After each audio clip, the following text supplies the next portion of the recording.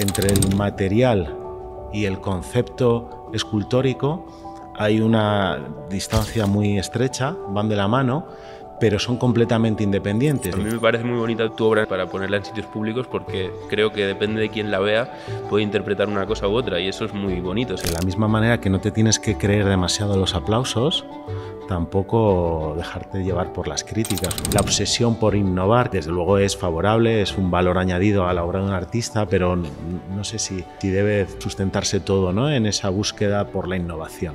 Me encanta la pintura, por supuesto, pero el cuadro está ahí y siempre va a estar ahí, va a ser el mismo. Sin embargo, la escultura para mí tiene ese grado de complejidad que es infinita, es decir, los puntos de vista son infinitos. Eran periodos en los que dudaba y eso te limitaba a la hora de crear, te acobardaba, pero por suerte llegué a la conclusión de que al final eso se vence trabajando. Recuerdo cuando los niños eran pequeños y había que rellenar una ficha en el colegio, profesión del padre, y digo, artista, digo, me daba cierto pudor, sí, ¿no? Sí. La farándula me faltaba poner, ¿no?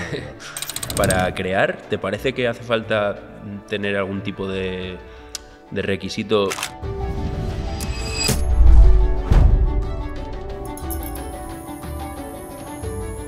Bienvenidos chicos a un nuevo episodio de Lo Inefable. Bueno, hoy estoy de bajona máxima porque yo estaba bien contento con el lugar donde habíamos conseguido grabar en nuestro tallercito, bueno, en nuestra pequeña oficina dentro del taller, con un setting todo estudiadito, todo perfecto.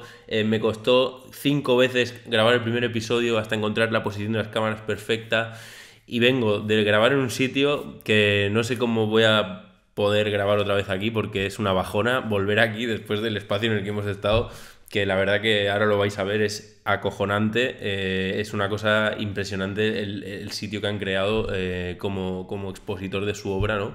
El próximo invitado y bueno, y todo lo que transmite ese espacio, porque al final está rodeado de sus piezas y os puedo decir que es impresionante. Además, como os digo, el setting aquí me costó 5 episodios, o sea, grabar el primer episodio 5 veces y allí lo pusimos en 3 minutos. Entonces, bueno, pues eso, estoy un poco acomplejado con el espacio que tengo ahora y lo que tengo que hacer es trabajar mucho para ver si puedo ampliar este. Así que me voy a poner con ello. Nada chicos, hoy os traigo a un artista de los pies a la cabeza, una persona, aparte de una bellísima persona, un artistazo increíble. Yo no lo conocía, era amigo de un amigo mío y ahora ya puedo decir que es amigo mío y la verdad que me enorgullece muchísimo eso.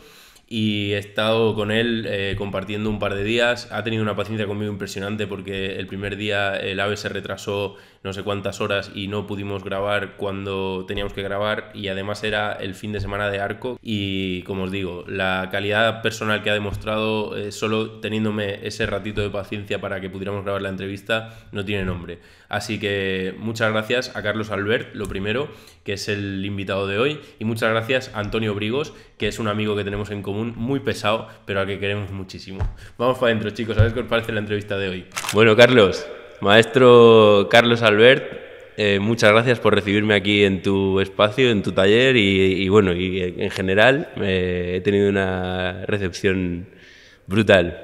Muchas gracias por acogerme. Gracias a ti por el interés y por venir hasta aquí, es un paseo. Bueno, el interés, me parece que cualquiera que vea estos primeros planos ya puede entender dónde está el interés, porque me parece que hay mucho nivel y mucha calidad. Muchas gracias. Y bueno, la verdad que tengo que decir que este espacio como que te conmueve de alguna manera, estas piezas tan grandes, las piezas pequeñas, los distintos colores. Bueno, le recomiendo a todo el mundo que te venga a ver aquí a Madrid, que te escriban como puedan y que te vengan a ver porque, bueno, tienes Instagram, ¿no? ¿Por dónde se te puede contactar? Bueno, pues Instagram es la vía tal vez más sencilla. Vale, perfecto. Pues nada, Carlos, mira, a mí me gusta empezar hablando de los inicios de los invitados y me gustaría que me cuentes un poco, pues eso, dónde naciste y cuáles fueron tus primeros pasos en la vida, en qué tipo de familia naciste, cómo te dio un poco por el arte. Bueno, cuéntame un poco.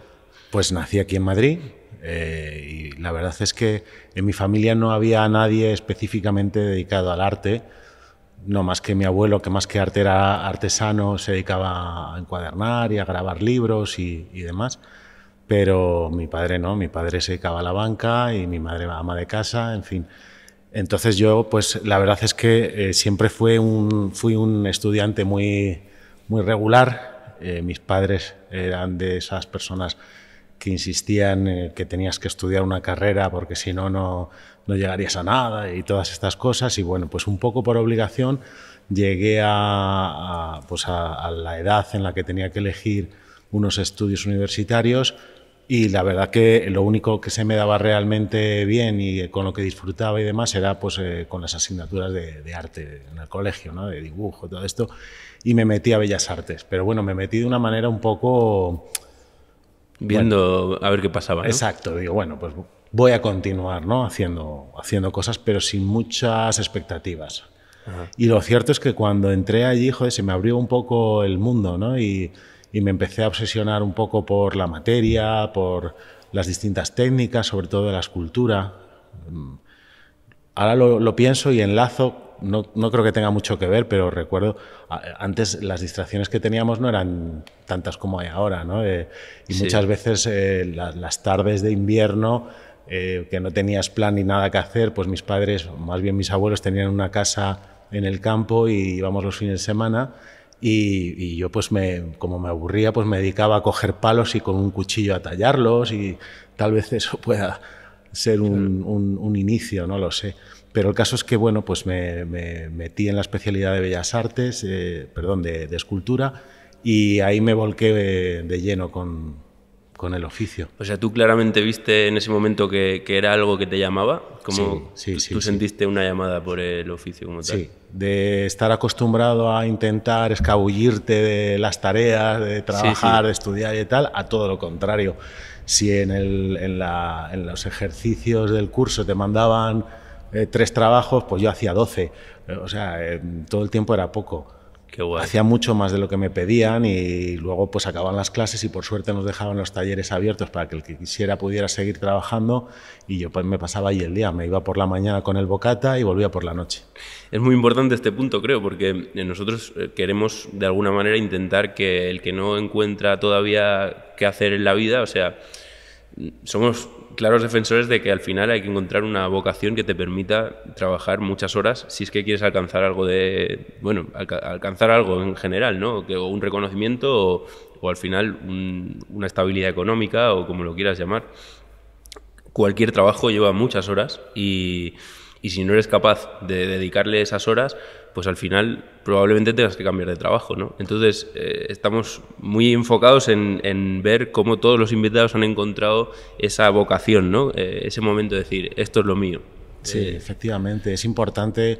Yo creo que todas las personas, en cierta medida, tienen o tenemos algunos talentos. No estoy diciendo que el mío sea este, yo lo he canalizado por ahí. Lo es. Y, bueno, gracias, pero no soy yo el que lo debe decir, ¿no? Pero en cualquier caso sí que es donde me he sentido, he encontrado una pasión. Es importante apasionarse con lo que haces. ¿Y tú cuando empezaste a hacer esto, alguien te había enseñado algo de soldadura, de corte de hierro, de trabajarlo? Ni idea, nada. Eso pues a base de investigar, de preguntar, incluso dar un paso más allá de lo que te puedan enseñar académicamente, porque claro, y más en algo que es relativamente ambiguo como es el arte, ¿no?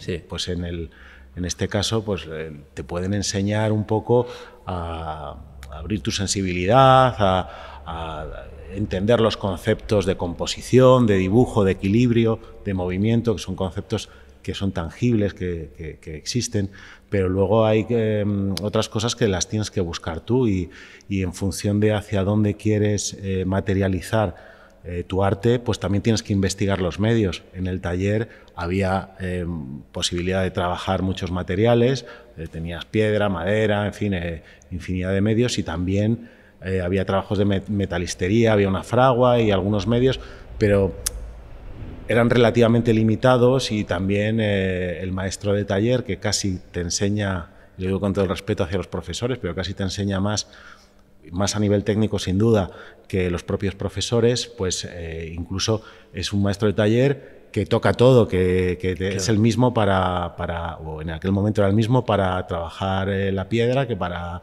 trabajar la chapa, que entonces al final tienes tú que investigar, y fuera de la academia, de la facultad, pues leer libros, que hay libros técnicos de calderería, de forja, de investigar, preguntar, enrollarte a charlar con el herrero del pueblo de turno, formarte de todo lo que puedas, ¿no? Sí.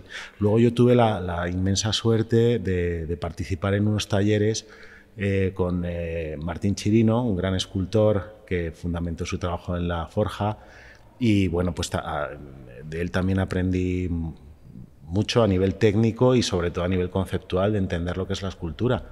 Qué lujo poder trabajar con un maestro así, ¿no? Sí. Con un mentor de este tipo. Eso es un privilegio. Te quería preguntar, en ese momento en el que estás entrando en la escultura, digamos, entiendo que en la academia o en la escuela, no sé cómo sería donde tuviste la formación, tocasteis pues madera, piedra, ¿no? ¿Cómo te decidiste tú por el hierro?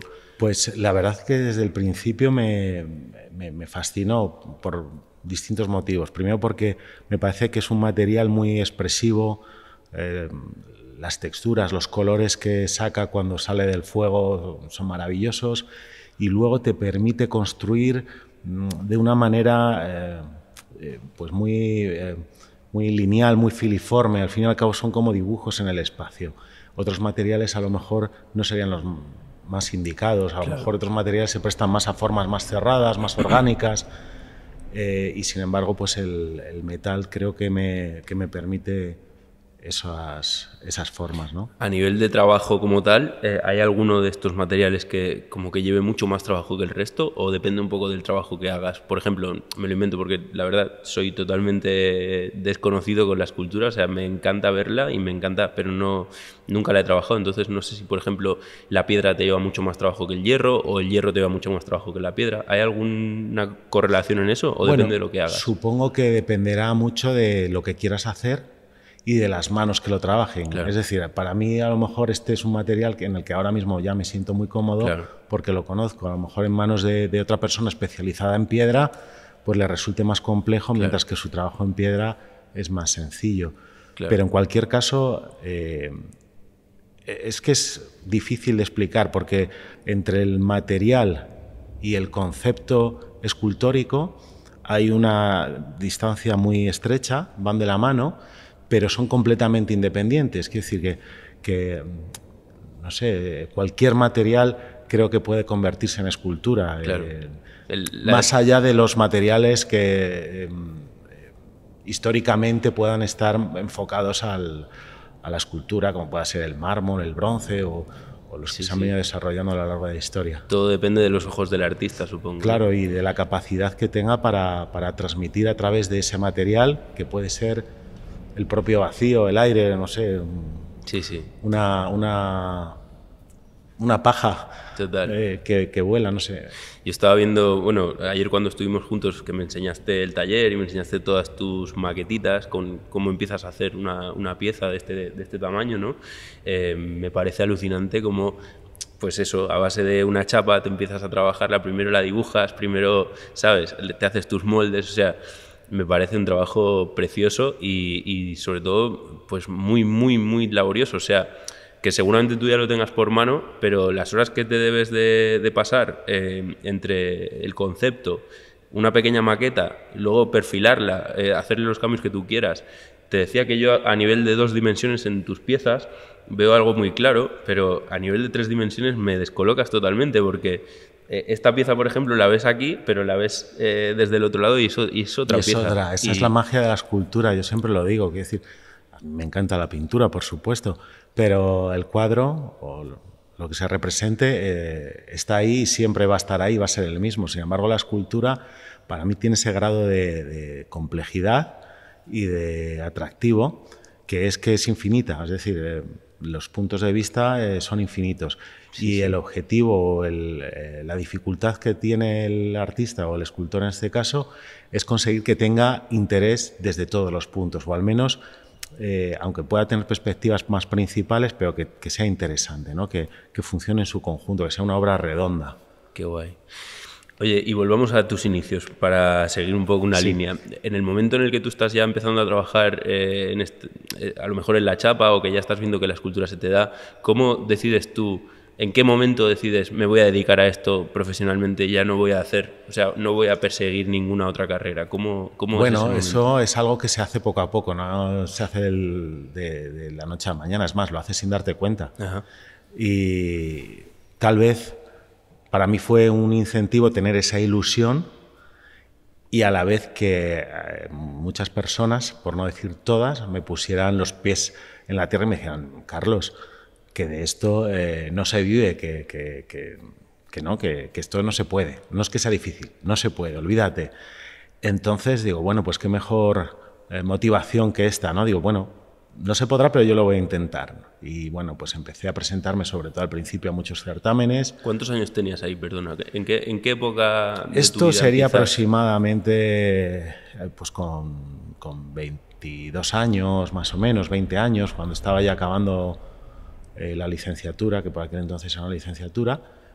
Pues estaba en cuarto más o menos para pasar a quinto y ya estaba yo con interés presentándome a certámenes, tuve la suerte de ganar alguno con la gratificación económica que eso suponía y tal, y entonces digo, oye, pues a lo mejor se puede, ¿no? Y me decían, oye, no, que esto es un golpe de suerte, esto es algo puntual, pero que Qué no. malo es ese entorno, ¿no? Que al final lo hacen con todo el amor del Totalmente, mundo. claro.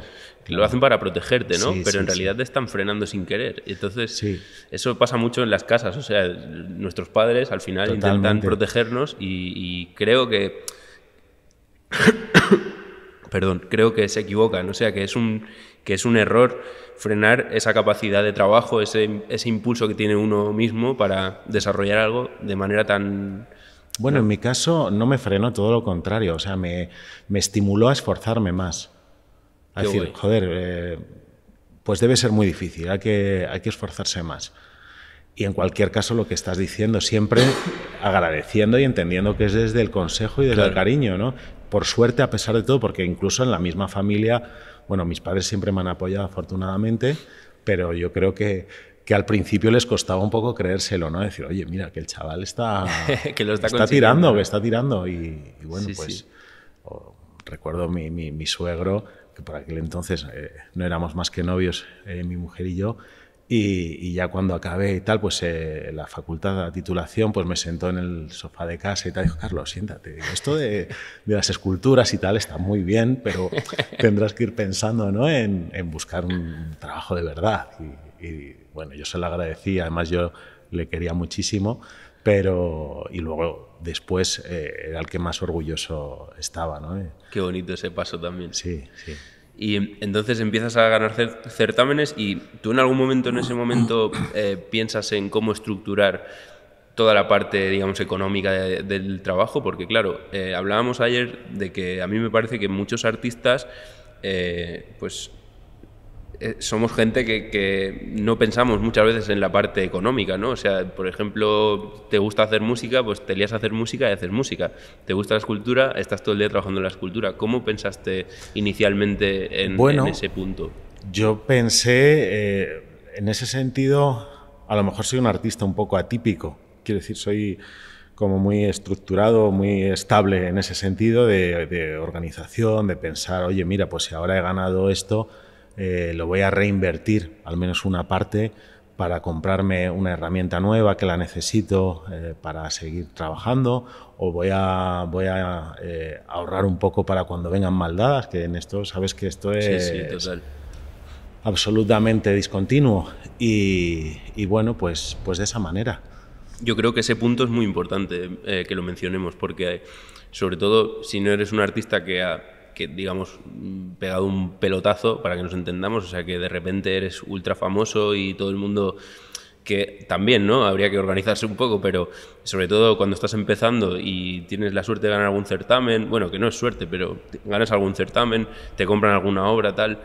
Creo que es muy importante como esa parte de organización económica, porque mucha gente creo que le pasa también que no acaba como no acaba de organizarse, tampoco puede seguir trabajando en eso, porque tiene que ponerse a trabajar en otra cosa, ¿no? Claro. Y entonces creo que es un punto que vale la pena sacar en positivo de tu caso, de tu vida. Sí, o sea, bueno, pues gracias, sí. Es verdad, porque, bueno, evidentemente te ha funcionado, ¿no? Y yo creo que he tenido suerte en lo siguiente, y es que en mi trayectoria, afortunadamente, aunque como decía hay altibajos, pero ha sido bastante estable y ascendente a nivel de reconocimiento, de cotización de la obra, o llámalo como quieras, pero ha sido una ascendencia moderada.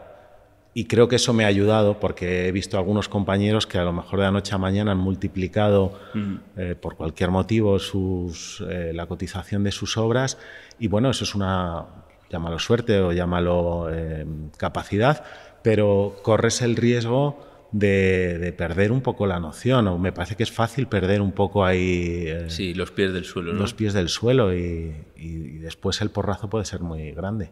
Totalmente. Bueno, yo tengo que decir que llevo 2 días contigo un buen rato y creo que tienes los pies, vamos, totalmente asentados en el suelo y que eres una bellísima persona. Así Muchas gracias, lo mismo digo de ti. No creo que te pase eso, no te preocupes. Otra cosa que te quería preguntar es cómo has visto tú tu propia evolución, o sea, cómo has... no sé cómo has trabajado o si ha sido algo orgánico el hecho de ir como haciendo piezas distintas. Por ejemplo, tenemos algunas piezas que son de tus inicios que a mí personalmente me encantan. Las piezas nuevas también me encantan, pero ¿cómo has vivido tú ese proceso de cambio? O si te planteas el hecho de decir, bueno, voy a empezar a hacer piezas de una manera determinada, ¿sabes? Tipo, bueno, lo que te preguntaba antes, si has tenido una época azul, tú me decías que no, que te gusta el azul, pero... me gustaría saber eso, ¿cómo has encarado esos procesos de cambio para hacer cosas un poco distintas? Bueno, pues supongo que como cualquier artista con periodos de crisis, de dudas, de no saber si el camino de lo que estás haciendo es lo correcto. Evidentemente hay vinculación a muchos otros artistas, algunos más evidentes que otros, pero no por eso más importantes que los otros. Y esto me ha llevado en algunas etapas, ahora afortunadamente no tanto, a dudar sobre si lo que estaba haciendo era lo correcto y si tendría que encontrar nuevos caminos o, en fin, la obsesión por innovar, que parece que es algo, un requisito... Sí. Desde luego es favorable, es un valor añadido a la obra de un artista, pero no sé si debe de sustentarse todo, ¿no?, en esa búsqueda por la innovación. Entonces, eran periodos en los que dudaba y eso te limitaba a la hora de crear, te acobardaba, pero por suerte llegué a la conclusión de que al final eso se vence trabajando, haciendo más y sobre todo siendo honesto con lo que haces, disfrutando con lo que haces y con la confianza de que de esa manera pues vas a llegar a alcanzar cosas propias, un lenguaje propio, una identidad propia, y yo creo que a pesar de esas influencias o de esos vínculos, creo que la obra es identificativa y es muy identificativa, y de hecho, bueno, hablábamos ayer de estas influencias. Yo es que creo que en la vida hay muchas influencias, ¿no? Ya no solo las personas conocidas, como pueden ser escultores, sino también el herrero del pueblo. O sea, sin duda. Crecemos a base de influencias. O sea, por supuesto.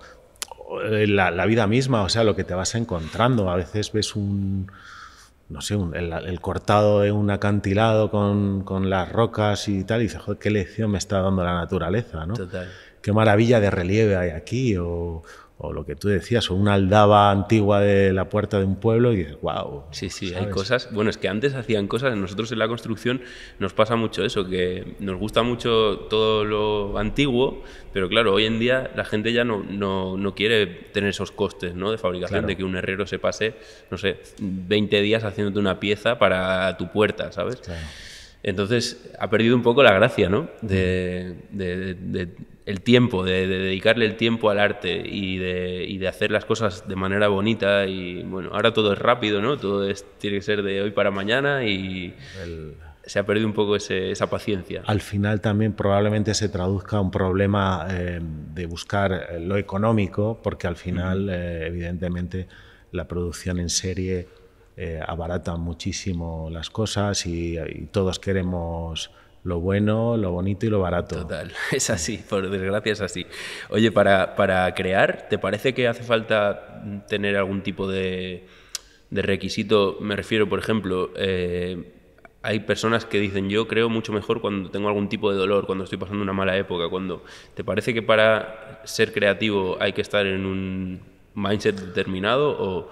Bueno, yo siempre he pensado que los artistas tenemos que ser testigos del mundo y comunicarlo de alguna manera, a veces más evidente, a veces menos evidente. Lo que no creo que deba es que eso sea el requisito para ser artista, el tener que comunicar algo. ya sea algo global y tremendo, pues, no sé, hay quien tiene que expresar su descontento con el cambio climático, por ejemplo, o la experiencia tuya personal a nivel humano, que emocionalmente pues pasas una etapa, por ejemplo, complicada, pues porque, no sé, pues tienes a alguien enfermo en tu entorno o tienes una circunstancia emocionalmente personal complicada. Entonces yo creo que al final no es requisito, no lo buscas, pero sí que de alguna manera lo expresas, ¿no? Claro, desde un punto de vista positivo, ¿no? O negativo, yo qué sé. Pues el que acaba de ser padre, pues emocionalmente tiene una ilusión y una emoción en su interior que de alguna manera lo expresa. Sí, sí. Entonces no es requisito, pero sí es un ingrediente. Totalmente de acuerdo. O sea, esa canalización de las emociones, de hecho creo que es lo que es el arte como tal, ¿no? El canalizar qué sientes tú en un momento dado. Y sea con la escultura, sea con, yo qué sé. El otro día estuvimos hablando con un señor que está allí cerca de Barcelona, en Alella, que él es maestro mayor de obra, o sea, maestro de obra, pero de los antiguos, que hacen, hay una construcción muy típica en Cataluña que son con arcos y tal, y el hombre, bueno, está pasando una situación complicada y nos decía que eso era como su relax, ¿no? El poder desconectar de todo y estar allí haciendo lo que a él le gusta, ¿sabes? Y eso para mí es arte en estado puro. O sea, claro. el hacer una bóveda así y que eso se te aguante y que esté perfecta y que encima aguante una carga, ¿no? Es como... Claro, no sé. y en algunas ocasiones es una necesidad para algunas personas. O sea, yo... es mi medio de vida y posiblemente a lo mejor lo plantearía de una manera diferente si no fuera así, pero seguiría haciendo lo que hago. Totalmente. Es un imperativo, ¿no? No puedes frenarlo de lo que te sale dentro. Eso claro. Es, creo que también la base de... Sí, es una necesidad, es un disfrute, es un divertimento, llámalo como quieras. Total. Bueno, y esa parte, digamos, comercial, si lo quieres llamar así, ¿cómo empezaste a trabajar el hecho de que te empiece a conocer gente, el hecho de que te pueda empezar a conocer un ayuntamiento? O sea, me gustaría que tu ejemplo pueda servirle a alguien que esté empezando, por ejemplo, y que diga, oye, yo no sé cómo hacer para... Pues eso, pues para ir a un ayuntamiento y ver si me quieren poner una escultura en una plaza del pueblo, ¿no? O, sí. O una pintura en una sala de reuniones. ¿Cómo? Hombre, eso también forma parte del trabajo, es independiente al proceso artístico, pero al final también tienes que tener unas capacidades de difusión o comerciales o como quieras llamar para canalizar luego tus creaciones. Entonces, pues te diré que en mi caso tampoco te puedo explicar la manera porque es una cosa pues como que ha ido viniendo, a veces más fácil, a veces más difícil. En ocasiones pues han surgido las cosas de manera espontánea y te has presentado a un concurso municipal de esculturas pequeñas y tal, has tenido la suerte de ganarlo y te brindan la posibilidad, pues oye, mira, estamos haciendo aquí unas obras, ¿por qué no nos propones un proyecto de una escultura grande? Y al final sale. Otras veces pues es por vías de invitación directa porque el municipio conoce tu trabajo y considera que puede ser interesante que lo hagas. Otras veces son concursos públicos en los que tienes que optar, aplicar y presentar todos los requerimientos que piden y bueno, si tienes la suerte de que consideren oportuna la obra y que tengas la puntuación y la documentación para llegar a eso, pues es un proceso que la verdad que no tiene nada que ver con el arte, sí, pero que tienes por desgracia también que hacerlo, que aplicarlo, ¿no? Y por vía privada, a través de galerías, es muy importante delegar y colaborar con galerías. Yo creo que es importante. Sí. ¿Y tú trabajas, por ejemplo, cediendo piezas a galerías? ¿Eso es una opción? Sí. En gran medida, la mayor parte de las obras que se puedan encontrar en galerías de arte es porque tenemos una colaboración directa y ellos pues ofrecen y procuran distribuir la obra en las colecciones pues a través de su tarea, que para eso están, ¿no? Yo creo que es el trabajo de ellos. Hay un dicho que es que el movimiento se demuestra andando y eso creo que al final pues es un poco lo que estamos hablando. O sea, al principio yo creo que hay mucha gente a la que le abruma este primer paso, ¿no? De decir, bueno, no me conoce nadie. También solemos tener, todo el mundo, en cualquier cosa que hace, suele tener un poco el síndrome del impostor al principio, de decir, bueno, yo estoy haciendo esto, pero no sé si realmente es algo realmente que le vaya a gustar a la gente o no. Entonces, como que les da vergüenza, ¿no? Sí, es verdad, eso es totalmente cierto. O sea, hasta que llegas a creértelo, necesitas rodar. Porque de primeras, bueno, pues si te están diciendo, olvídate que de esto no se puede vivir, en fin, ¿qué me estás contando, no? Y bueno, recuerdo cuando los niños eran pequeños y había que rellenar una ficha en el colegio, profesión del padre, tal, y digo, artista, digo, me daba cierto pudor, Sí, ¿no? sí. La farándula me faltaba poner, ¿no? Pues, Pero bueno, es importante creérselo, ¿no? Oye, al final no se es más artista o menos artista en función del reconocimiento económico que pueda tener tu trabajo, ¿no? O sea, totalmente. no tienes que dudar de lo que haces. ¿Cómo te parece que se superan esos primeros momentos en los que, pues eso, tienes 20 años, 20 y pocos, que todavía al final no eres una persona formada al 100%, ¿no? Porque no sé cómo lo has vivido tú, pero yo en mi caso te diría que hasta los 30 o 32 años no considero que yo estaba en mi plenitud. Sí. Esos 20 años iniciales, al principio de todo, son como que todavía eres un poco niño, ¿no? Supongo que depende un poco de lo que hayas vivido, pero en mi caso era así. ¿Cómo superaste tú esos primeros momentos de, oye, voy, me presento, les enseño lo que hago y a ver si les interesa? ¿Cómo? Bueno, pues aunque te parezca mentira, algunos todavía no lo hemos superado. No, es cierto, quiero decir, hombre, vas ganando confianza, pero siempre es verdad que pues cuando eres pequeño te pones pequeños objetivos y según vas creciendo, esos objetivos van creciendo y aunque parezca mentira, siempre tienes esa inquietud o esa inseguridad, ¿no? De conseguir aspirar a mejores lugares, mejores colecciones, mejores museos, mejores galerías, en fin. Y es una lucha que yo creo que nos acompaña hasta Toda el la final de vida. los días. Yo creo que sí. Sí, sí. Pero bueno, también creo que es importante lo que decíamos ahora, que te lo tienes que creer, porque es que, Sí. claro, tú ya estás en un nivel que, joder, te lo tienes que creer, ¿sabes? O sea, y además es que es necesario que te lo creas para poder seguir creando, ¿no? Bueno, pero te crees que lo que haces es sincero y es lo que sale de ti y bueno, y te crees también que, oye, afortunadamente es tu medio de vida y la gente confía lo suficiente o una parte de la gente confía lo suficiente como para que puedas dedicarte a ello. Y eso ya es suficiente, ¿no? A partir de ahí ya, pues... Claro, poco a poco ir haciendo y claro, no parar. también todo, ¿no? ayuda mucho eso, el entorno, el que los demás al principio, pues a través de sus palabras, que se sabe cuándo son sinceras y cuándo no, oye, mira, joder, esto está muy bien y ves interés sincero y luego ya pues a través pues de las ventas, de los premios, digo, oye, pues si me han dado un premio es porque realmente es interesante y está bien y confías para intentar hacerlo mejor. Y cuando alguien ha invertido su dinero en un trabajo tuyo es porque confía en ti, porque cree que lo que estás haciendo está bien. Entonces eso te va ayudando Totalmente. a confiar en Hablábamos ayer también de la perseverancia, de la importancia de la perseverancia. la clave. Sí, ¿eh? Para mí es la clave. O sea, es la palabra. Desde un punto de vista profesional, lo que hablábamos, son cosas que van de la mano, son paralelas, pero a la vez son independientes. El arte es una cosa, el mercado del arte es otra, en fin, pero todo está de la mano. Y la perseverancia, para ser artista, bueno, pues es algo relativamente discutible, que pueda ser más o menos artista y tal, pero el mercado del arte, ese tira para adelante y se lleva lo que sea, quiero Claro. decir, y te tacha de bueno, te tacha de malo, y es lo que ellos digan.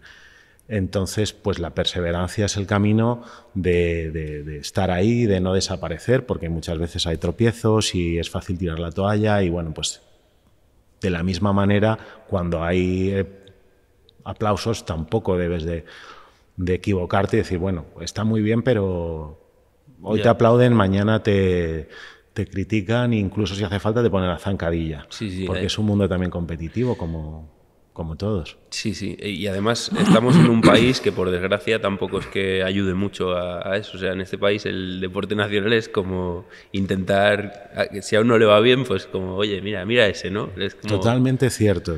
Vivimos en un país que es maravilloso, yo estoy enamorado de España, pero es cierto que ese es un gran defecto que tenemos. Y el que triunfa, y no lo estoy diciendo por mí ni mucho menos, pero yo no creo que triunfe. Yo creo que sí, pero bueno, lo suficiente como para vivir dignamente y felizmente de mi trabajo. Y eso para mí es el mayor triunfo. Eso, si es así, sí. Pero es cierto que muchas veces, no digo que en algunas ocasiones no sea cierto, pero muchas veces pues somos muy envidiosos y pensamos que el que ha llegado lejos es porque le han ayudado, o porque ha hecho trampas, o porque, en fin. Eso no sé por qué somos así, o sea, pero realmente, bueno, mucha gente que con quien estamos hablando y tal, pues es que realmente es que es así. Por algún motivo, no sé, debe venir de hace muchos años. No lo sé, pero en lugar de admirarlo... Sí, sí. Sí, ahí, no sé, yo esto lo he visto viajando y yendo a otros sitios y me he dado cuenta que igual que nosotros tenemos virtudes, hay otros lugares que tienen sus defectos y sus virtudes, pero por ejemplo, Estados Unidos me parece que es un país que en ese sentido lo tiene muy claro, joder, y el que triunfa es porque se lo ha ganado.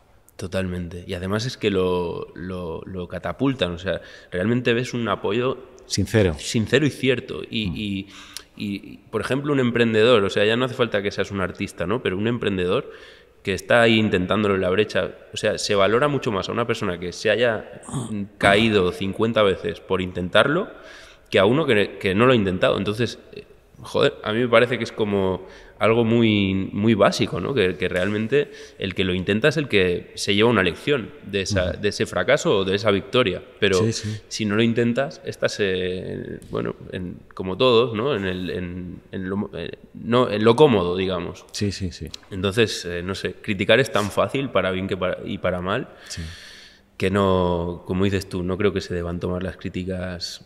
Y también creo que es muy importante este mensaje a la hora de una persona joven, porque muchas veces pasa que, bueno, pues que haces algo o haces un concurso, lo ganas o te quedas en una posición que no, aunque no ganes, y es muy fácil recibir una crítica mala, ¿no?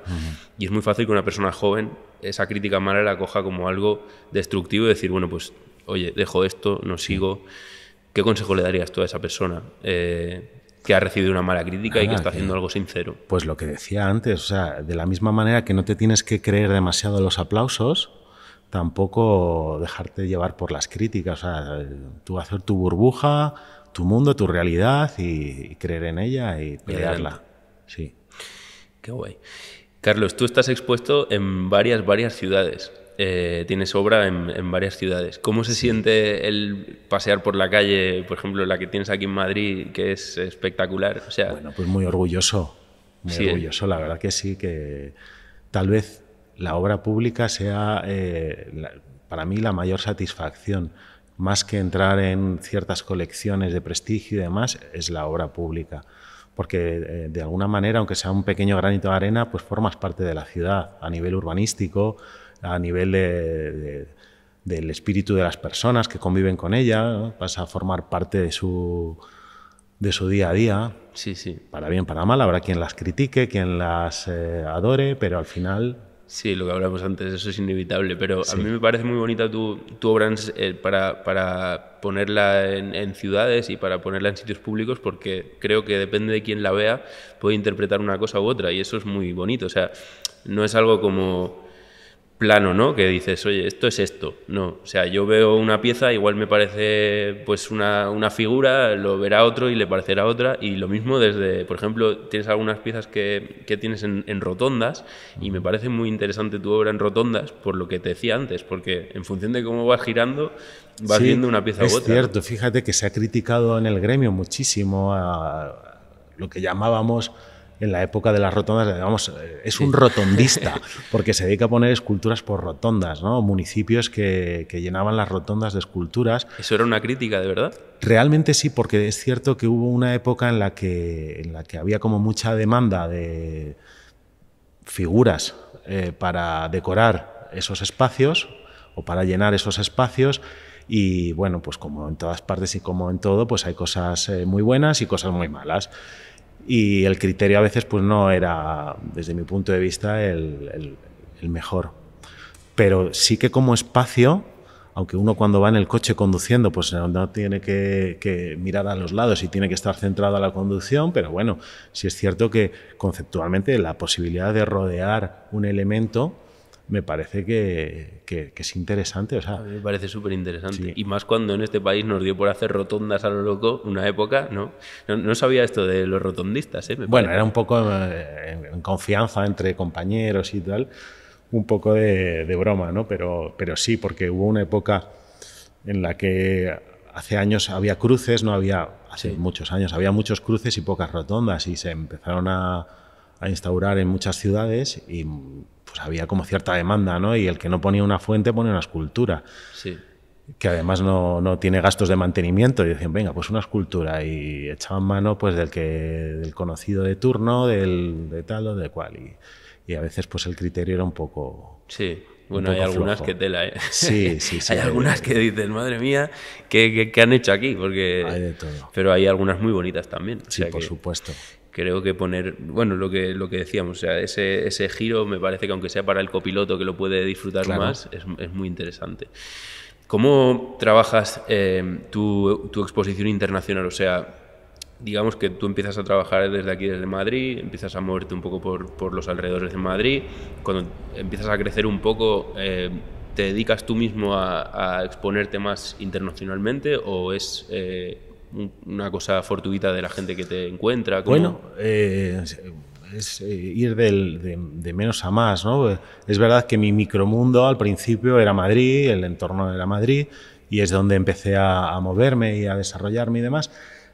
Luego, pues los objetivos fueron a nivel nacional. Oye, pues tenemos que fijarnos en ciudades importantes. Vamos a ver si hacemos algo en Barcelona, vamos a mirar a La Coruña, vamos a mirar, bueno, en fin, a distintos objetivos. Y luego ya pues a nivel internacional, primero Europa, es más fácil, las comunicaciones, económicamente la moneda es la misma, todo esto lo facilita.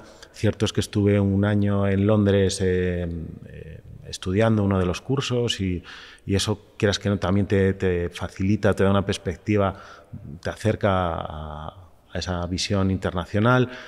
Empecé a trabajar con una galería de Colonia, a continuación con una de Bélgica, también con una de Italia, y ya cuando te quieres dar cuenta empiezas a colaborar, a hacer ferias internacionales. Las ferias internacionales te muestran al mundo, a otras galerías de otros sitios, Suecia, tal cual. Luego ya pues me llaman y me proponen ir a Vietnam a hacer una escultura grande. Estuve allí unos meses trabajando en un proyecto para un museo de esculturas al aire libre, y ya... No sabía esto. Sí, una pieza de acero inoxidable cerca de Hanoi. Una experiencia maravillosa. Qué guay. Sí. Y bien, van concatenándose las cosas, me invitan a participar de la Bienal de La Habana. Además, aquello fue muy significativo porque introduje el color de forma definitiva y valiente en mi trabajo, porque hilando con lo que hablaba antes de esas etapas de miedos, de dudas, de inseguridades, también pues había cosas que me rondaban la cabeza, como lo siguen haciendo ahora mismo, pero no te atreves a dar el paso y a sacar el tiempo para dedicarte a investigar cosas nuevas. Y ahí en la Bienal de Habana sí que hice un cambio significativo introduciendo el color en las obras, ¿no? Y con una escultura de 4 metros que se expuso en el Malecón de La Habana. De ahí ya saltas a Miami, que está al lado, alguna colección interesante, alguna exposición, y bueno, pues esa es la manera. Qué bonita es Cuba y qué arte tiene, ¿eh? Sí. No sé si tienes algún sitio en el que te hayas sentido especialmente, no sé si la palabra es acogido, o en el que te sientas un poco en tu mundo, pero yo cuando estuve en Cuba, es que andaba por la calle, estaba la gente tocando, me pasaban una guitarra, empezábamos a tocar, cantaba todo el mundo. O sea, hay como un amor por el arte en Cuba que yo creo que no lo he visto en ningún sitio. No sé si tú has sentido eso también. Sí, yo de hecho, si tengo que quedarme con algo de Cuba es con la gente. Es increíble, ¿eh? Totalmente. Y la formación que tienen y la educación y la cultura Sí. están al día de todo, son Sí, muy sí. inteligentes o sea, cualquier persona el frutero, que aquí, Sí. o sea, no estamos denostando a los fruteros, pero es verdad que es impresionante la capacidad de conocimiento que tienen. Bueno, pero porque a lo mejor es, no sé, el taxista es un Sí, cirujano exacto. maravilloso. No porque el cirujano sea más formado que, bueno, en este caso formado sí, pero no más interesado por el mundo y por las cosas que el frutero, efectivamente, pero sí, así es. Sí, sí, es verdad. Pero yo creo que eso es porque como que los obligan a estudiar mucho, ¿no? Desde pequeños, a leer mucho, a, no sé. Bueno, al final ya sabemos todos lo que hay en Cuba, pero a nivel cultural me parece que tienen un gran trabajo para el grueso de la población, que aquí no es así, ¿sabes? Es cierto. ¿Dónde es la escultura más lejana que tú tienes ahora mismo? ¿Es esta de Vietnam? La de Vietnam, sí. Qué guay. Sí, sí. ¿Y cómo se llama el parque? Porque yo cuando vuelvo a Vietnam tengo que pasar por allí. Sí, el Flamingo. Es un proyecto que se llama Art in the Forest, Vale. que está dentro de unas instalaciones de un resort con unos campos de golf y tal, en paralelo. Por esto, bueno, no sé si realmente la financiación era privada o estaba combinada con el Estado, en fin, posiblemente estuviera combinada. Y entonces, bueno, pues es un proyecto en el que invitaban a muchos artistas del país y algunos extranjeros, y en este caso yo fui el único occidental. Wow. Sí, en esa edición. Entonces, pues es como una especie de simposium en el que estás allí trabajando durante una temporada y luego la obra queda instalada en este parque. Qué guay. Entiendo entonces, por lo que me decías antes, que la manera de entrar en un país o de darte a conocer va más a través de galerías que del ayuntamiento, ¿no? O sea, bueno, es todo. Al final, vale. el ayuntamiento es más local. Quiero decir, un ayuntamiento pues te promociona o te puede apoyar desde ellos mismos y en ellos mismos. Pero al final es un compendio de cosas. Quiero decir, pues el hecho de estar, de dejarte ver, pues hace que la gente sepa de ti y que en un momento dado piensen en ti para este proyecto que vino. O sea, yo no lo busqué, me invitaron de la misma manera que otras veces lo he buscado, pues en este caso me invitaron directamente. ¿Y por qué? Pues porque probablemente la persona que se encargaba de organizar aquello tuvo oportunidad de ver mi trabajo y de pensar que podía ser interesante incluir ahí una escultura, y me propuso y llegamos a un acuerdo, me pareció bien, y a ellos también, qué guay. Y allí lo hicimos. Nos marchamos en aquel momento, la persona que me ayudaba en el taller, Santiago, una excelente persona y un gran ayudante, que además él nunca había salido de España y fue su primer viaje, ¿no? 17 horas de vuelo a Vietnam. Qué bueno. En ese sentido de los ayudantes, hablábamos ayer de esto, porque claro, yo te he preguntado cómo manejas estas piezas tan grandes y hablábamos de que tienes una persona que te ayuda, ¿no? Pero te quería preguntar, porque hay muchos artistas que simplemente hacen el boceto y luego no trabajan en la pieza.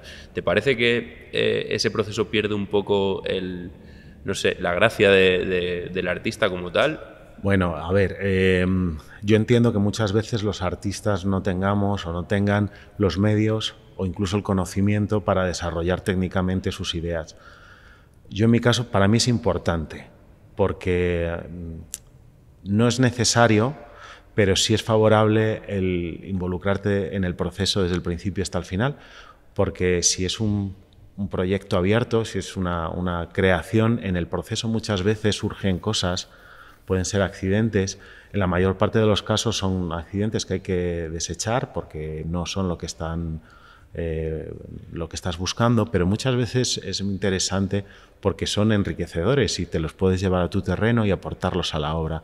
Si delegas ese proceso a un técnico ajeno a ti y tú te encuentras la obra al final ya prácticamente acabada, a falta de hacer los retoques y firmarla, pues probablemente puedes perderte ese feeling que tienes en el proceso, esa vibración entre la obra y el artista. Y bueno, para mí también es importante y creo que es muy bonito el hecho de que pues eso, te manches las manos, te cortes, no sé, como que le da un poco más de vida, ¿no? Pero Sí. tampoco estamos aquí criticando a nadie, cada uno tiene No, sus medios, claro. pero yo también pienso que es algo muy importante. O sea, igual habrá gente que no lo piensa así, pero Es verdad que hay que subrayar, y yo siempre lo digo, que lo importante, porque me dicen, oye, pero esto está muy bien y técnicamente, ¿esto cómo lo haces? Digo, bueno, esto está bien, es importante, pero como artista lo importante es a nivel conceptual y de creación, o sea, la parte creativa. sí, es verdad. Al final, si no tienes esa Pero parte está creativa... vinculada, o sea, Sí, muchas veces el proceso está vinculado a la parte creativa y también te permite saber hasta dónde puedes desarrollar tus ideas, porque en la cabeza las ideas son infinitas, pero a veces la realidad de la materia es la que es y... sí, y muchas veces seguro que la materia te hace cambiar tu idea, o sea que Claro. por ahí voy yo un poco, ¿no? O sea, bueno, yo lo vivo con la música, pero tú estás haciendo algo que tienes en la cabeza y en un momento dado dices, uy, esto no... Lo que hablamos ayer del ángulo, ¿no? De la pieza que estás ahora fabricando, pues este ángulo no lo veo, ¿no?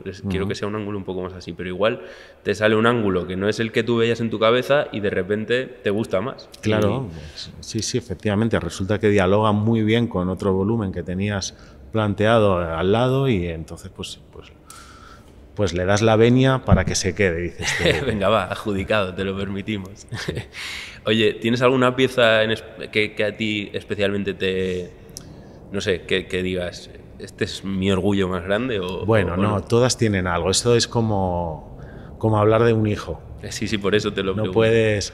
Todos tienen sus virtudes y sus defectos y todas las obras pues tienen ese rato que has compartido con ellas y esa experiencia de dialogar, porque al final es un proceso de diálogo, ¿no? Cuando estás haciendo una obra, estás charlando con ella y tienes esa etapa una vez que ya se ha acabado, incluso después es verdad que sigues hablando y dialogando de alguna manera con ellas, pero todas tienen su interés, no podría decir que alguna pudiera ser más que otra. Está bien que no seas partidista porque tenemos aquí a muchas mirándonos, no vaya a ser que se Exacto. pongan celosas y... Exacto.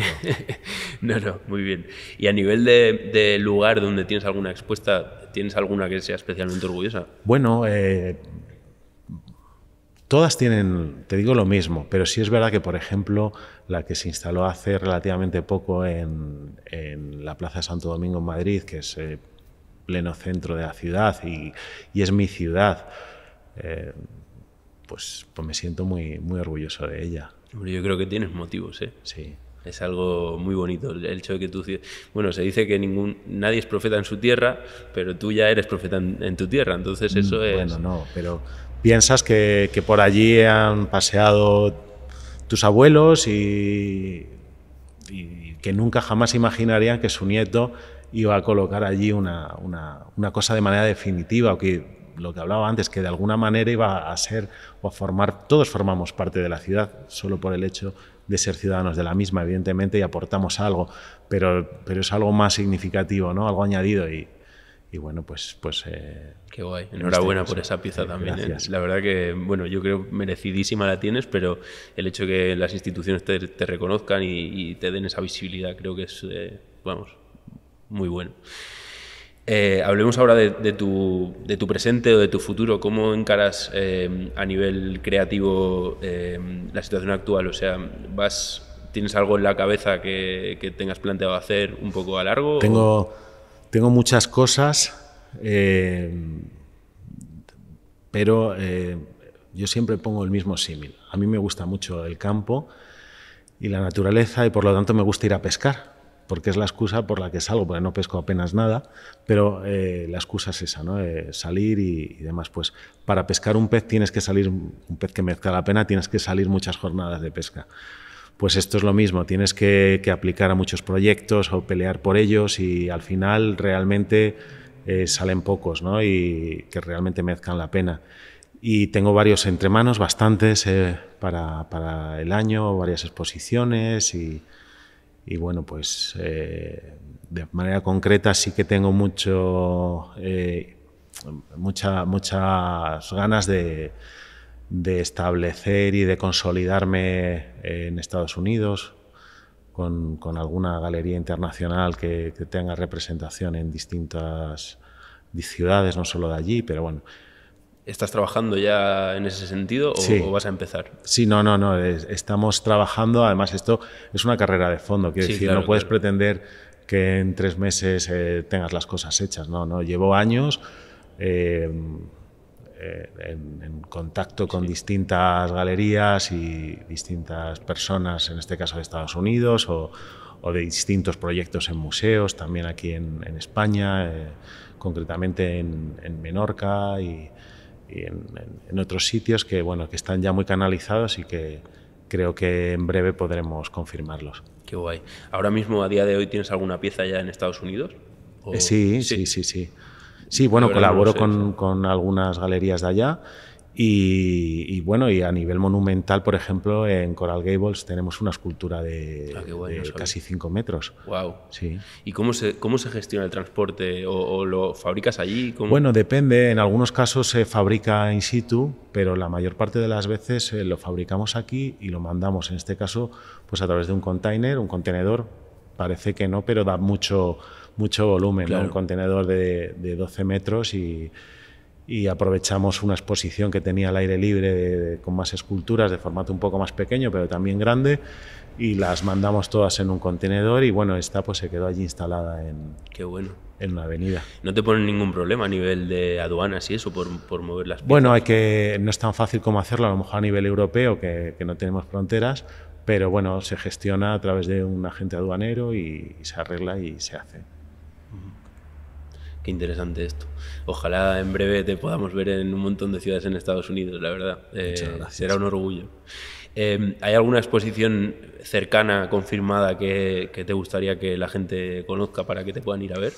Bueno, pues lo que comentaba de Menorca, en la ciudad de Alayor, el Museo de Arte Contemporáneo, tenemos programado hacer una exposición más pronto que tarde, entre el museo, en las calles de la ciudad y alguna sala contigua que tiene el municipio, y espero que podamos disfrutarla pronto. ¿Sabes fechas de ella o no? Bueno, sí, tenemos propuesto hacerlo durante este verano. Lo que pasa que está muy cerca, y aunque tengo obra y también podemos recopilar obra de algunos coleccionistas que nos la puedan prestar y demás, pero hay que gestionar todo eso, organizarlo y vamos a intentarlo. Vamos a ver si pudiéramos disfrutar de esa exposición en breve. Pues seguro que sí. Y que me avises, sobre todo.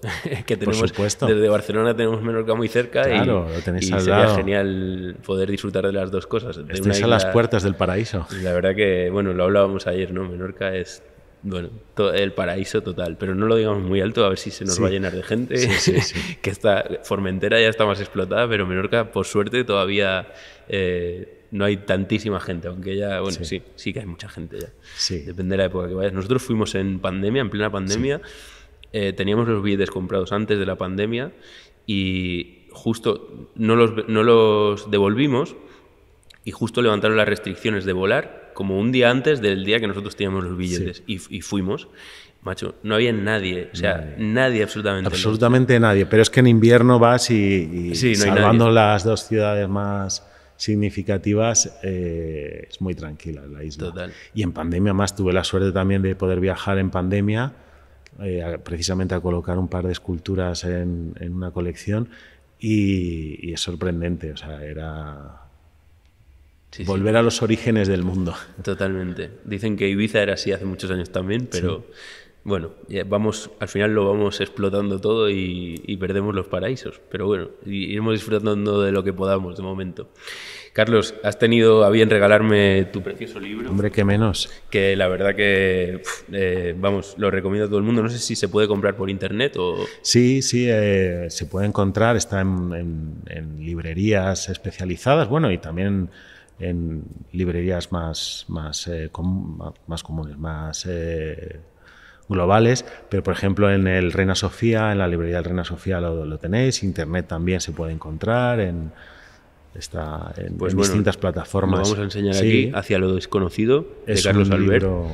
Y yo os lo recomiendo porque, aparte de las fotografías de sus obras y un poco todos los textos que lo acompañan, creo que a nivel gráfico habéis hecho un gran trabajo, y a nivel de encuadernación también. Es un libro que se siente... Muchas gracias. Muy bien. Pretende recoger buena parte de la obra desde 2016, porque anteriormente se editaron otros 2 libros que recogían etapas hasta 2012, de 2012 a 2016, y este que recoge obra desde 2016 principalmente hasta el año pasado, que lo presentamos, no llega el año todavía, en el Reina Sofía. Y bueno, destacar sobre todo que bueno, me siento muy orgulloso de haber contado con el apoyo de Alfonso de la Torre, que es quien ha escrito los textos, y creo que me ha ayudado a poner palabras sobre mi trabajo de una manera que a mí muchas veces como artista me cuesta. Claro. Yo siempre digo que el medio de expresión del artista es su obra, no las palabras, y en este caso la ayuda de críticos como él pues nos facilitan para que los demás puedan interpretar o entender mejor nuestro trabajo. Sí, yo creo que son unos textos también muy trabajados, te lo decía antes, y creo que complementan muy bien la complejidad de tu obra, ¿no? O la complejidad de ver tu obra desde diferentes prismas, y me parece que, bueno, pues que está muy bien el libro. O sea, muchas gracias, Daniel. Te felicito. No sé si tienes un boli para firmarlo. Sí, faltaría más, claro. Qué bien, pues nada, vamos a firmarlo en directo, que me hace especial ilusión. Gracias. Bueno, yo aprovecho para decirle a todo el mundo que esta nave en la que estamos es, digamos, el espacio que ellos han habilitado ahora para la Semana de la Feria del Arte de Arco y de otras ferias de arte que hay aquí en Madrid. Normalmente este espacio no está así, pero él siempre acoge a todo el mundo para venir a ver sus obras. Y lo que os decíamos antes, o sea, os recomiendo que le contactéis por internet y que vengáis a ver sus piezas, porque más allá de lo que se pueda ver en fotos, creo que es especialmente bonito y tiene un carisma especial la pieza como tal cuando la ves en directo, y la ves desde distintos puntos, la ves desde arriba cuando son piezas pequeñas. No sé, creo que ha quedado un espacio precioso y que todo el mundo que pueda debe venir a verlo. Y a Carlos, ahora que termine de firmar, le vamos a pedir como favor que por favor puedas decirle a alguien a cámara que esté empezando con su arte, con lo que él o ella crea que es pues su manera de expresarse. ¿Qué consejo le darías a una persona que realmente está empezando, que es muy joven o que ya lleva muchos años intentándolo y no encuentra ese Pues punto? Yo le sugiero que sea exigente consigo mismo. Es importante ser exigente y sobre todo perseverar, lo que hablábamos antes, no tirar la toalla a la primera, intentar ser objetivo y realista con las circunstancias, darse cuenta de que lo que está haciendo merece la pena y pelear por ello. Pues nada, si seguís los consejos de Carlos ya veis que os irá muy bien, y sobre todo la perseverancia, que hagáis lo que hagáis, creo que es básica. Yo he disfrutado mucho de esta conversación, he disfrutado mucho de estar contigo tanto ayer como hoy, y te agradezco muchísimo de corazón que nos hayas acogido, porque la verdad que hablar con gente como tú pues es un lujo de la vida. Muchas gracias a ti por el interés. Pues nada, Carlos, espero que te lo hayas pasado bien. Muy bien. Y además está muy bien porque a veces en el día a día uno se dedica a trabajar, a producir, pero no se para a reflexionar sobre el porqué o hacia dónde, y con estas cosas pues uno mismo lo hace. Seguro que luego lo veré y pensaré, me he dejado preguntarle esto, porque me surgen muchas preguntas, pero creo que hemos cubierto un poco todo el abanico principal que yo tenía. Y no sé si a ti te parece que haya quedado alguna cosa en el tintero. Nada, ¿no? Agradecértelo, decirte que para lo que necesites aquí me tienes. Si se te ocurre algo y necesitas consultarlo o decírmelo, pues me lo puedes decir. Y simplemente pues aclarar que este espacio es el espacio un poco de almacenamiento donde guardo las obras, y que el taller, lógicamente, que está aquí contiguo, es el espacio en el que pasamos las horas y en el que trabajamos y y está bastante más sucio y más trabajado. Yo creo que estaría bien si lo grabamos un poco, aunque sea por encima, ¿sabes? Para que pues podamos ponerlo en algún punto y que vean también la parte, claro, esta es la parte que se enseña, pero la parte de trabajo creo que es también muy, muy bonita de ver. Así que ahora haremos 4 imágenes por ahí, si a ti te parece bien, claro que y sí. las pondremos en alguna parte del episodio. Muy pues bien. nada, chicos, un abrazo, vamos con las conclusiones y nos vemos en el próximo. Cuidarse. Bueno, chicos, ¿qué os ha parecido el episodio de hoy? La verdad que a mí me dejó sin palabras, como os decía al principio, tanto la persona, la calidad personal de Carlos, como su obra y sus piezas, porque había visto cosas, pero verlas en directo y ver cosas tan grandes, pasar por su taller, que os hemos puesto las imágenes, pues la verdad que impresionante. Y el rato que compartí con él pues fue tremendamente agradable, además de, bueno, habéis visto un rato grabado, pero hemos pasado mucho más rato y la verdad que, pues eso, una calidad personal increíble que para mí demuestra pues el motivo por el que Carlos está donde está, no solo por su productividad, que también, sino por la calidad de persona que es y porque al final cuando una persona es así de bonita, tanto a nivel productivo como a nivel personal, es imposible que no llegue al sitio donde ha llegado Carlos. Y lo fuerte de todo esto es lo joven que es y los años que le quedan por seguir dando el callo y por seguir mostrando su obra al mundo. O sea que va a ser, no sé, un Picasso. Bueno, espero yo. La verdad que se lo merece de sobra y yo personalmente no he podido resistir el comprarle una pieza porque tiene piecitas pequeñas para pequeños inversores que no tenemos mucho dinero, que son asequibles ahorrando y con tiempo, así que os animo a que miréis su obra y a que veáis si podéis comprarle algo, porque la verdad que, bueno, yo creo que dentro de unos años las piezas de Carlos pues van a valer mucho más porque lo tiene merecidísimo. Así que si sois inversores en arte, darle caña que estáis a tiempo. Mirad, vamos a ir con las conclusiones. Yo quiero centrar estas conclusiones de hoy a una persona que se quiera dedicar al arte. Ya lo hicimos un poco con el episodio de Pablo, pero creo que en este caso con Carlos, que es un artista a lo mejor más reconocido que Pablo, podemos extrapolar todavía unas conclusiones más a nivel productivo, más a nivel de llevar a tu arte al negocio, ¿no? Que a lo mejor es lo que le interesa a una persona que se quiera dedicar al arte, porque lo que nos dicen siempre es, pues eso, no te dediques al arte porque te vas a morir de hambre, ¿no? Creo que Carlos demuestra que eso no es así, no tiene por qué ser así, y creo que a lo largo de la entrevista nos ha explicado muy claramente cómo ha conseguido que eso no sea así. Y yo creo que eso no es suerte, ni es, ningún tipo de azar, sino es trabajo duro, perseverancia y sobre todo saber lo que uno hace.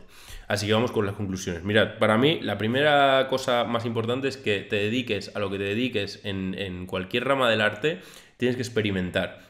Carlos explicaba cómo empezó experimentando con diferentes materiales hasta que encontró pues el acero, ¿no? Que es el material que él trabaja a día de hoy, que vamos, es con lo que tiene hecho el 90 y pico % de sus piezas, aparte que también está haciendo dibujos, pero al final él probó la piedra, probó un montón de cosas que al final no le cuadraban, pero o le cuadraban menos que el metal, ¿no? Entonces creo que si eres un artista tienes que experimentar muchísimo y tienes que encontrar tu nicho en el que tú te sientes cómodo y en el que puedes ser muy productivo. O sea, el arte pasa, creo, por altibajos a nivel de producción y sobre todo de la calidad, porque una persona no puede ser o un artista no puede ser una persona que produzca siempre un mismo tipo de arte para un mismo tipo de personas y con un mismo tipo de calidad. Esto lo podéis ver con cualquier músico. Si os ponéis a escuchar un disco buenísimo de cualquier músico, seguramente hay alguna canción que a vosotros no os guste, pero habrá otro que sí. Y eso es porque el músico está experimentando con diferentes maneras de enfocar la creación y al final pues se abre el abanico de las personas a las que les puede gustar su obra, ¿no? Entonces creo que si eres un artista lo primero que tienes que hacer es experimentar, especialmente cuanto más joven seas mejor, y buscar pues eso, donde tú te puedes desarrollar y estar siempre pensando en tiro por aquí, tiro por allá, voy a hacer una serie de esto, voy a hacer una serie de lo otro. O sea, no te conformes con lo que te salga, date cera y exprímete, porque en cualquier trabajo, seas pues lo que sea, nosotros en el día a día nos tenemos que exprimir, tenemos que buscar la manera de hacer las cosas de la manera más productiva posible, mejor, con las mejores herramientas, en fin, técnicas, todo lo que se pueda hacer para mejorar el trabajo de uno es bienvenido, y creo que el artista está obligadísimo a hacer eso, y sobre todo creo que Carlos ha demostrado los años que lleva haciéndolo y que todavía lo sigue haciendo, porque sus series van cambiando, o sea, no se puede comparar las series del principio con las series que está haciendo a día de hoy. Así que esa es mi primera conclusión, experimenta. Segunda conclusión, sin duda, es que te planifiques. A la mínima que empieces a tener un mínimo éxito con tu arte, pero mínimo me refiero a mínimo, a que te empiecen a seguir, a que te empiecen a ver, ya no sea éxito económico, sino el hecho de que tu arte esté empezando a tener una repercusión a nivel social, de que la gente empiece a ver lo que estás haciendo. Creo que sin duda tienes que planificar qué vas a hacer y tienes que ver cómo lo están haciendo los que han llegado a donde tú quieres llegar. Tienes que darte cuenta de que un artista no puede ser nunca un artista encerrado en su casa. O sea, tienes que pensar en cómo marcar tu camino y cómo llegar a donde tú quieres llegar a la vez que vas produciendo. Esto es muy fácil de decir, pero es obligatorio si quieres llegar a algún sitio. O sea, en realidad es en cualquier profesión, pero yo creo que en el arte todavía más, porque un artista que no se planifica, primero no puede marcar un camino, y segundo, es muy fácil que a nivel económico, a la mínima que tenga un éxito, se vaya a ir al carajo, porque yo tengo pues casos conocidos de personas que a lo mejor cobran por un cuadro, imagínate, 20.000 euros, pero que no son tan conocidos. Entonces, si ese dinero que han recibido por un cuadro no se lo administran bien, como explicaba Carlos en la entrevista, pues no te permite seguir trabajando y seguir produciendo y seguir viviendo durante X tiempo hasta que vuelvas a vender otro cuadro. Entonces, lo que no puedes hacer es vender un cuadro de 20.000 euros o 3 cuadros de 20.000 euros y comprarte un cochazo, ¿no? Eso es una locura. Está muy bien para las redes sociales, pero es una mentira, y en el día de hoy, pues eso, vivimos rodeados de mentiras. La gente joven está cada vez pensando que si no tiene unas calidades materiales, pues no va a ser feliz, y eso no puede ser, chicos. La vida es mucho más que lo que puedas comprar. De hecho, es todo lo que no puedes comprar, es la vida. Y creo que tienes que planificar muy bien, sobre todo tus recursos económicos, si quieres ser un buen artista, para llegar, o para tener el tiempo de llegar a donde tienes que llegar. Carlos lo ha explicado muy bien, cómo planificaba con el dinero, cómo se guardaba pues esos ingresos que tenía a nivel temporal, ¿no? De decir, bueno, pues voy a tener que vivir con estos 6 meses, 10 meses, X meses, o cuántos meses puedo vivir con esto por si no vendo nada más. Así que lo que te digo, planifícate y haz lo que tengas que hacer, pero con cabeza. Y por último, te tengo que decir también que aparte de planificar, te tienes que mover. No hay un artista que yo conozca que sea un artista 100% sin que se sepa vender. O sea, puede haber un artista, y los hay, seguro, que por carambolas de la vida los haya conocido a alguien que sea pues un mecenas, un buen vendedor, lo que sea, y los haya puesto donde estén. No te digo que no exista eso, pero es, no sé, un 1%, un 2%. El artista que quiere llegar a algún lado se tiene que saber vender. Tú no puedes hacer algo sin saberlo vender, porque al final nadie te va a venir a buscar a tu casa. Hagas lo que hagas en la vida, nadie te va a venir a buscar a tu casa. Tienes que mover el culo, tienes que planificar, como decía en el punto 2, o sea, a qué personas voy a ir a venderles, cuál es mi público, cómo les vendo, qué les puedo vender, cómo puedo hacer para que mi mensaje o mi obra les pueda llegar de manera más sencilla. ¿Puedo hacer algún paso previo para que esta gente sepa de que estoy vendiendo una obra en concreto? No sé, piensa cómo hacer para que a día de hoy tengas pues un público que te pueda comprar en un momento dado. Entonces, yo te recomendaría que empieces a trabajar sobre todo lo que es a nivel digital. A nosotros, por ejemplo, en la empresa nos está funcionando muy bien en Instagram. Es una chorrada porque simplemente enseñamos lo que hacemos a día a día. O sea, vamos a obra y grabamos un vídeo, o sea, no tiene más. Pero esto lo puede hacer cualquiera, y si eres un artista, a la gente le llama muchísimo la atención, especialmente a las personas que les gusta lo que tú hagas a nivel artístico. Y eso te sirve como portfolio para luego ir pues a una galería o a un mecenas o a un marchante o a lo que tengas que ir para decirle, oye, mira, esta es mi obra, este soy yo, me siguen 50.000 personas y ahora vamos a empezar a vender. ¿sabes? Tienes que planificar y tienes que mover el culo. Eso es básico para ser artista. Y te lo digo porque yo tuve una época en la que yo soy músico, tuve una época en la que intenté vivir de la música entre dos empresas que creé que no me fueron bien y me di cuenta de que no tenía muchas ganas de vender mi música. Eso te puede pasar, o sea, puede ser que no tengas ganas de vender tu obra. Entonces, a lo mejor te tienes que plantear si realmente quieres ser artista o si quieres dedicarte 100% al arte. Yo me di cuenta de que no, en ese momento en el que me pasó eso, no quería vivir de la música. O sea, a mí me gustaba estar en mi casa y hacer mis canciones, pero no me gustaba forzarme a salir a venderlas. Sin embargo, con la empresa me pasa al revés. Me encanta salir a vender lo que hacemos porque me apetece. Entonces, creo que la vida, hay que tirar en la vida por lo que quieras hacer, pero por donde tires, hazlo. Y no vayas a quedarte en casa pensando que alguien va a venir a buscarte, porque eso no va a pasar. Y si pasa, pues serás uno de los pocos suertudos que lo ha conseguido. Así que nada, chicos, estas son mis conclusiones. Espero que os haya gustado el episodio muchísimo. Espero que le compréis algo a Carlos y que le sigáis porque es un tío impresionante. Os voy a dejar abajo todos sus links del Instagram, de su página web y de todo. Y os mando un abrazo enorme. Y al que no esté suscrito, que no se lo he dicho al inicio, pues que se suscriba, por favor, porque somos muchísimos ya. Es increíble que estamos llegando casi a 1000 personas. Y estoy muy contento, la verdad. Yo empecé haciendo esto, como os dije en algún episodio, sin ningún tipo de pensamiento de que esto pudiera llegar a un público, porque al final no estamos hablando con gente tampoco que sea súper conocida, ¿no? Al contrario del resto del mundo de podcast. Pero la verdad que me hace muy feliz y me hace muy feliz que haya casi 1000 personas que ven los podcasts y que haya otras tantas que los ven sin estar suscritos. Así que por favor, ayúdanos y suscríbete. Te mando un abrazo y cuídate mucho. Nos vemos en el próximo.